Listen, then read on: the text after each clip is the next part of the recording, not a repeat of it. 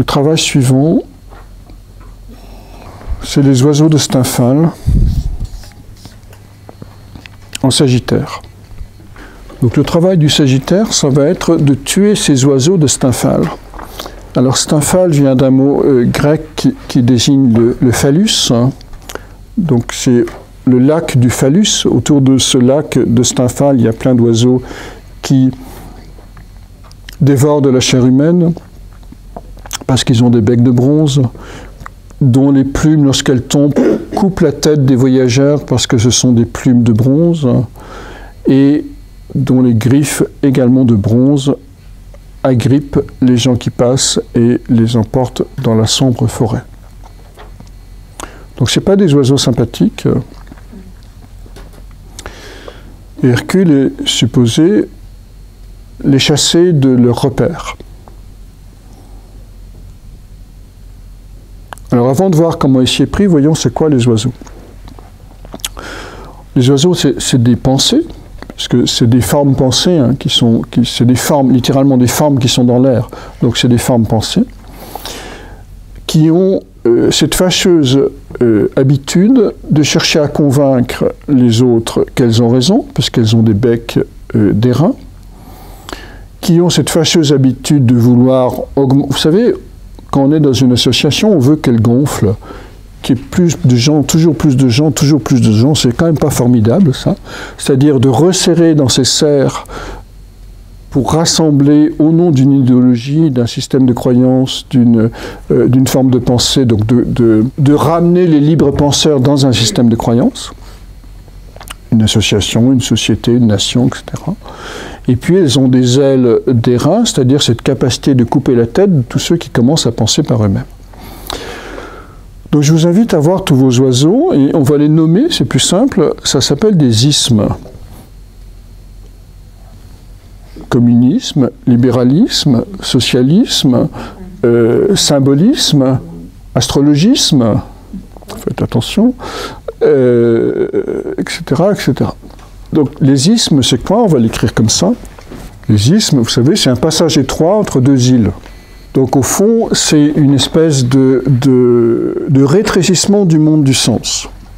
Donc je ne suis pas en train de dire que vos ismes ont tort, je suis en train de dire que vos ismes veulent toujours avoir raison, ils ont des becs d'airain, veulent avoir de plus en plus d'adeptes, ils ont des griffes d'airain, et coupent la tête de ceux qui ne pensent pas pareil.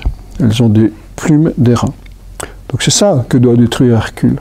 C'est-à-dire l'identification à la fâcheuse tendance des oiseaux d'être dans l'orgueil intellectuel, d'être dans le prosélytisme et d'être dans l'intolérance. Respectivement, le bec, les serres et les plumes. C'est pas un travail facile, c'est un travail d'Hercule. Comment il va faire pour tuer tous ces ismes? Il va évidemment, comme d'habitude, utiliser son arc, ses flèches, mais comme d'habitude, ça ne marche pas. Sur une inspiration d'Athéna, il va monter au sommet du mont Silène, qui est le lieu de naissance de Mercure.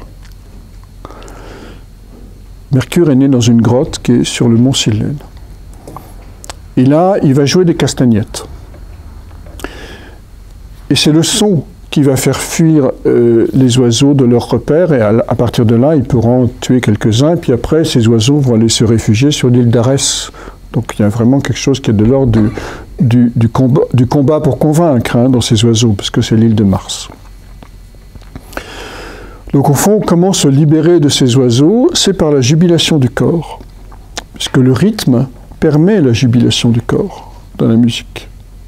Hein, vous avez trois composantes musicales, le rythme, la mélodie et le timbre.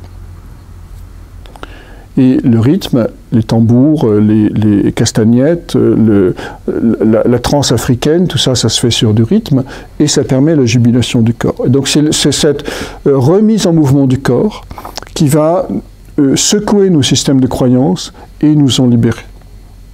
Donc si vous êtes dans une association, je vous invite à faire de temps en temps de la danse africaine.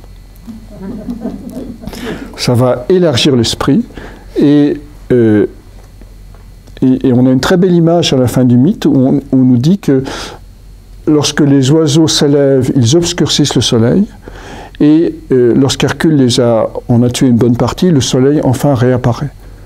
Donc tous ces ismes nous empêchent de voir la vraie nature du soleil, la vraie nature du soi. Ce qui pose évidemment toujours ce problème contradictoire, c'est-à-dire jusqu'à un certain moment, nos représentations du monde sont nécessaires. L'astrologie, le symbolisme, le socialisme, le communisme, le christianisme, l'islamisme, peu importe. Nos représentations du monde sont nécessaires pour nous élever. Donc on a besoin de ces oiseaux. Mais à un certain moment, nos représentations du monde nous empêchent de voir la totalité du ciel. Donc la question irrésolue est est-ce qu'il faut se représenter le monde métaphysique, le penser, ou est-ce qu'il ne faut pas le penser? Donc jusqu'à un moment, il faut le penser, puis après, il faut abandonner toutes ces pensées pour percevoir la lumière directement, car elles obscurcissent le ciel lumineux. Donc là encore, ce travail d'Hercule consiste à un moment ou à un autre à abandonner tous nos systèmes, astrologie, symbolisme et tout le machin, qui ont ouvert des portes, mais qui au bout d'un moment peuvent les fermer. C'est un travail d'Hercule, hein. C'est pas un travail de salon. Bon, Sagittaire, ça c'est le problème du Sagittaire surtout. Vous connaissez évidemment l'enthousiasme idéologique du Sagittaire pour diffuser la bonne parole.